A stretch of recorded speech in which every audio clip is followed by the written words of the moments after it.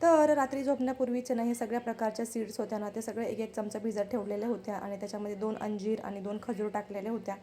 मस्त सगळ्या सीड्स आहेत ना भिजलेल्या होत्या. त्याला मिक्सरमध्ये टाकून आहे ना छान मस्त फिरवून घेतलेलं होतं आणि छान असा त्याचा शेक तयार झालेला होता. आता हा शेक घेतल्यावरती ना खूप जास्त वेळ ना अजिबात भूक लागत नाही आणि एकदम छान फ्रेश पण वाटतं.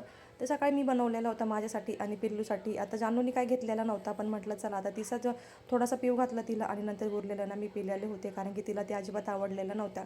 आता मला पण एवढा काही जास्त आवडलेला नव्हता तो, पण मी पिले. म्हटलं जाऊ द्या आता असं वायाला घालण्यापेक्षा ना पिऊन घेऊयात.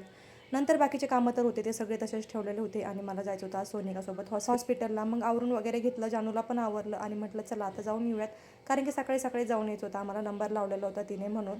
तर मग हॉस्पिटलमध्ये गेल्यावरती ना एवढं जास्त बोर झालेलं होतं आणि तिला ना सोनोग्राफी वगैरे पण करायची होती, तर तिथे पण थोडासा वेळ लागलेला होता. नंतर मग कसं करून आमचा नंबर आलेला होता, चेक वगैरे केलं, सगळं चेकअप वगैरे केलं आणि नंतर निघालोत घरी. आता सोनिकानी आणि जानूंनी काय आईस्क्रीम घेतलेली नव्हती, कारण की त्यांना दोघींना पण खोकला येत होता, म्हणून मी एकटीनंच आईस्क्रीम खाल्ली. आता तिथून आल्यावरती ना खूप जास्त भूक लागलेली होती आणि भाजीपोळी नको वाटत होती खायला, म्हणून म्हटलं चला इथे ना छान असे पोहे बनवूयात, म्हणून आमच्या तिघींसाठी नाही ते छान असे पोहे बनवून घेतलेले होते. कांदा वगैरे कट करून घेतला, टोमॅटो पण कट करून घेतलेलं होतं, हिरवी मिरची कढीपत्ता सगळं परतून वगैरे घेतलं आणि नंतर आहे ना छान असे पोहे बनवलेले होते. आता पोहे ना थोडेसे ना एक्स्ट्रा जास्त भिजवलेले होते, कारण की ना एकदम ड्राय पोहे ना जानू खात नाही आणि सोनिका पण नाही खात आणि मला पण आता शक्यतो असेच पोहे आवडतात, म्हणून मी एकदम असे थोडेसे चिकट चिकट बनवलेले होते. आता पोहे वगैरे बनवून बाजूला ठेवलेले होते. म्हटलं थोडे थंड होत आहेत ना तोपर्यंत चला हे गॅस आणि भांडे वगैरे आहेत ना सगळे घासून घेते, कारण की जेवण केल्यावरती ना खूप जास्त कंटाळा येतो. चला तर मग आता मी ना व्हिडिओ इथे सेंड करते. बाय.